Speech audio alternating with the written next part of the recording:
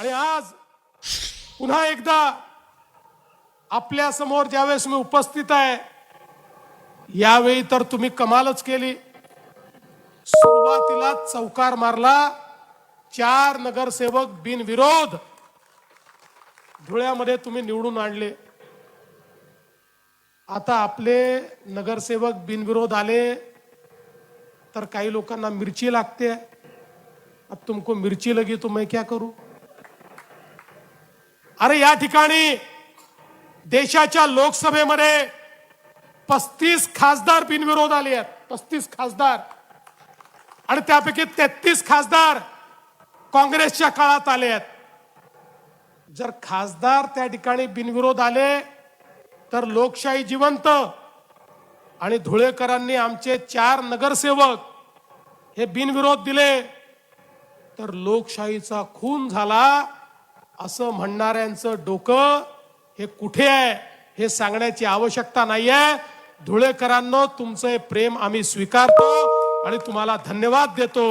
आणि खऱ्या अर्थानं निश्चितपणे या धुळ्याचा विकास करण्याचा प्रयत्न आम्ही करणार आहोत. आपल्याला कल्पना आहे, मगाशी जयकुमार भाऊ सांगत होते, आपलं धुळे एक उज्ज्वल इतिहास असलेलं अशा प्रकारचं शहर आहे, एक उज्ज्वल इतिहास असलेला जिल्हा आहे. एका अर्थानं महाराष्ट्राचं प्रवेशद्वार आहे. एकीकडे गुजरात आहे, दुसरीकडे मध्य प्रदेश आहे. अशा पद्धतीनं महाराष्ट्राचं प्रवेशद्वार असलेलं अशा प्रकारचं आमचं धुळे आहे. एकेकाळचं एक अतिशय प्लॅन्ड अशा प्रकारचं शहर. पण हे खरं आहे की या शहरामध्ये अनेक वर्षात विकासाचं काम न झाल्यामुळे शहराची अवस्था अत्यंत बिकट झाली, हे देखील आपण बघितलं. पण बंधू भगिनींनो, 2003 साली स्थापन झालेल्या या महानगरपालिकेने पहिल्यांदा विकास जर बघितला असेल तर तो भाजपच्या काळामध्येच बघितला, हे देखील या ठिकाणी मान्य करावं लागेल. आणि लवकरच 2 वर्षांनी ही महानगरपालिका रौप्य महोत्सव साजरा करणार आहे.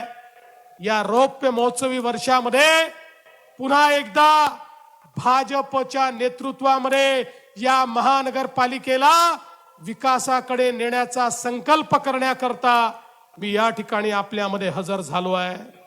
बंधू भगिनींनो, खऱ्या अर्थानं आपण जर बघितलं तर मागच्या काळामध्ये बाबांनी देखील सांगितलं की आमच्या या नेत्यांच्या पाठपुराव्यामुळे 170 कोटी रुपये अक्कलपाड्याच्या योजनेला आपण दिले. या धुळ्यामध्ये दर 10 दिवसांनी पाणी येत होतं, त्या ठिकाणी 170 कोटी रुपयाची योजना आपण पूर्ण केली. आज धुळ्याला चांगल्या पद्धतीनं पाणी मिळत आहे. पण आमचं स्वप्न एवढंच नाहीये. आमचं स्वप्न हे या ठिकाणी धुळ्यातल्या प्रत्येक घरामध्ये प्रत्येक दिवशी माझी माता भगिनी आपला नळ उघडेल तर पिण्याचं स्वच्छ पाणी आलंच पाहिजे, हे आमचं स्वप्न आहे. आणि म्हणून धुळे असेल, धुळ्याच्या विस्तारित 11 गावांचा भाग असेल, त्याही ठिकाणी 143 कोटी रुपयाची पाणी पुरवठ्याची योजना ही आपण सुरू केली. त्याचंही 70% काम झालंय. 91,000 नागरिकांना त्याचा देखील फायदा होणार आहे. आणि आता तापीच्या योजनेमध्ये जी जुनी पाईपलाईन आहे ती बदलण्याची मागणी देखील आमच्या अनुप भाऊंनी या ठिकाणी केलेली आहे. अनुप भाऊ, चिंता करू नका, तुम्ही केलेली प्रत्येक मागणी ही मान्य करण्याकरताच या ठिकाणी मी आलो आहे. आपले नेते माननीय मोदीजींनी आपल्याला सांगितलं, 70 वर्ष या देशामध्ये शहरांवर अन्याय झाला. शहरीकरणाची आपण व्यवस्था केली नाही. शहरं वाढत गेली, गावातनं लोक शहरात येऊ लागले. जिथे जागा मिळेल तिथे लोक बसले. झोपडपट्ट्या झाल्या, अतिक्रमण झाली, पिण्याच्या पाण्याच्या समस्या निर्माण झाल्या, घनकचऱ्याचं व्यवस्थापन झालं नाही, शहरं बकाल झाली. त्या ठिकाणी आमच्या नाल्यांमधनं मैला वाहू लागला, दुर्गंधी आणि मच्छर याचा त्रास शहरांमध्ये तयार झाला. 70 वर्षापर्यंत शहराकडे कोणी लक्ष दिलं नाही. पण मोदीजी आले आणि मोदीजींनी सांगितलं गावासोबत शहरांचाही विकास करावा लागेल. आपली शहरं अन्न वस्त्र निवारा शिक्षण आरोग्य रोजगार यामुळे लोक शहराकडे येतात. देशाच्या जीडीपीचा 65% जीडीपी शहरात तयार होतो. शिक्षण आणि आरोग्याच्या सोयी आणि रोजगाराची निर्मिती ही शहरामध्ये होते. आणि म्हणून मोदीजींनी सांगितलं शहरं चांगली झाली पाहिजेत. शहरं जर चांगली झाली तर शहरातला गरीब शहरातला मध्यमवर्गीय यांच्या जीवनामध्ये मोठं परिवर्तन येईल आणि त्या माध्यमातून आपल्याला रोजगाराची अधिक निर्मिती करता येईल. आणि म्हणून देशाच्या इतिहासामध्ये पहिल्यांदा माननीय मोदीजींनी अनेक योजना सुरू केल्या. शहरांना पैसे देणं सुरू केलं. स्मार्ट सिटीची योजना, अमृत शहरांची योजना, स्वच्छ भारत शहरी योजना, प्रधानमंत्री आवास योजना शहरी, असे अनेक योजना मोदीजींनी सुरू केल्या आणि हजारो कोटी रुपये शहरांना देणं सुरू केलं. आज एवढे पैसे आपण धुळ्याला देऊ शकलो आणि पुढे देखील देणार आहोत. याचं एकमेव कारण आहे देशाचे प्रधानमंत्री मोदीजी यांनी हजारो कोटी रुपये आपल्याला दिले. जवळजवळ महाराष्ट्रातल्या नागरी भागाला 50,000 कोटी रुपये मोदीजींनी दिले आहेत. शहरांचा चेहरा हे बदलण्याचं काम चाललंय. आज मोदीजींनी सांगितलं शहरामध्ये राहणारे जेवढे लोक आहेत, झोपडपट्टीत राहणारे, अतिक्रमण करून राहणारे, जे बेघर आहेत, अशा सगळ्यांना पक्क घर द्या. आपल्याला 30 लाख घरं मोदीजींनी दिले. पण आमच्या लक्षात आलं मगाशी जे अनूप भाऊंनी सांगितलं किंवा जयकुमार भाऊंनी सांगितलं, आपल्या शहरांमध्ये राहणारे जे गरीब लोक आहेत, जे अतिक्रमण करून राहत आहेत, त्यांच्याकरता घरं देण्याकरता पैसे आहेत, पण त्यांच्याकडे त्यांच्या जमिनीचा मालकी हक्काचा पट्टा नाही, PR कार्ड नाही, म्हणून त्यांना त्याचा लाभ घेता येत नाही. मला सांगताना आनंद वाटतो 2च महिन्यापूर्वी राज्याच्या मंत्रिमंडळाने निर्णय घेतला झोपडपट्टीमध्ये राहणारा, अतिक्रमण करून घर बांधलेला अशा प्रत्येकाला त्याच्या जमिनीचा मालकी हक्काचा पट्टा आता आपण देणार आहोत. आणि केवळ पट्टा देऊन थांबणार नाही, तर त्या प्रत्येक गरीबाला प्रधानमंत्री आवास योजनेतनं पक्क घर आपण देणार आहोत. आणि म्हणून अनूप भैया, ही धुळ्याची जनता महानगरपालिकेचा कारभार पुन्हा भाजपच्या हाती देणार आहे. पहिलं काम करा, प्रत्येक झोपडपट्टीवाल्याला, प्रत्येक अतिक्रमण धारकाला त्यांच्या जमिनीचा मालकी हक्काचा पट्टा आणि PR कार्ड द्या. आणि हे काम पूर्ण झाल्याबरोबर मग मला सांगा तुमच्याकडे किती बेघर आहेत, किती लोक कच्च्या घरात राहतात, त्या प्रत्येकाला पक्क घर हे मोदीजींच्या योजनेतनं आम्ही देऊ. ते पैसे तुमच्या महानगरपालिकेला आम्ही देण्याचं काम करू. आज आपण पाहतोय या ठिकाणी मोठ्या प्रमाणात वस्त्या वाढल्यामुळे आपलं गटारीचं पाणी हे त्या ठिकाणी नाल्यातनं वाहतं. वास आणि मच्छर त्या ठिकाणी तयार होतात. तेच पाणी आमच्या विहिरीत जातं, आमच्या नदीत जातं, आमच्या नाल्यात जातं, आमच्या तलावांमध्ये जातं. आमचे पाण्याचे स्रोत हे त्या ठिकाणी पूर्णपणे खराब होतात. आणि म्हणून मोदीजींच्या माध्यमातनं, अमृत सारख्या योजनेच्या माध्यमातनं भुयारी गटाराची योजना आपल्याकडे सुरू झाली. आज आपण बघा धुळ्यासारख्या शहराला आम्ही 717 कोटी रुपये हे त्या ठिकाणी भुयारी गटार योजनेकरता देतो. हा पैसा यापूर्वी कधी मिळाला नसता, मिळू शकला नसता, मिळण्याची ताकदही नव्हती. अरे धुळ्यासारख्या शहराला मागच्या काँग्रेसच्या काळामध्ये 100 कोटी रुपये सोडून द्या 50 कोटी रुपये देखील मिळत नव्हते. संरक्षण करण्याकरता आपण एक प्रस्ताव तयार केलाय, त्यालाही आपण मान्यता देणार आहोत. आणि जे नवीन भाग धुळ्यामध्ये समाविष्ट केला आहे, त्या नवीन भागामध्ये देखील मोठ्या प्रमाणात विकासाची कामं करण्याचा प्रयत्न आपला आहे. आपण बघा बाबांनी सांगितलं या ठिकाणी खऱ्या अर्थानं 6 राष्ट्रीय महामार्ग आपण तयार केले. मोदीजींच्या नेतृत्वात 6 राष्ट्रीय महामार्गामुळे धुळे आता महत्वाचं शहर झालंय. हे ट्रान्सशिपमेंटचं हब झालंय, हे लॉजिस्टिकचं हब झालंय. आता DMICचा दुसरा टप्पा.